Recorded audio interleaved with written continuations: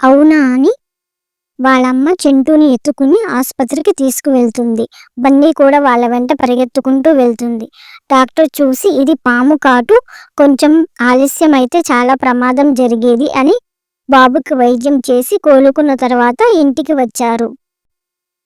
చింటూ వాళ్ళమ్మ బన్నీని దగ్గరికి తీసుకుని దాన్ని ప్రేమగా నిమిరింది.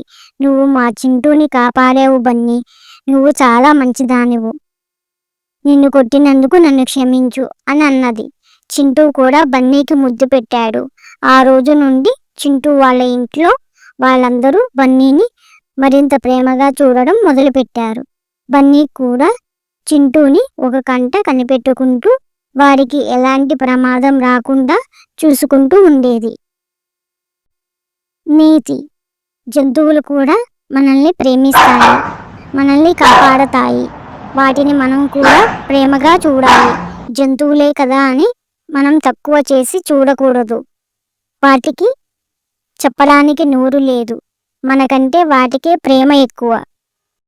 ప్లీజ్ సబ్స్క్రైబ్ చేసుకోండి.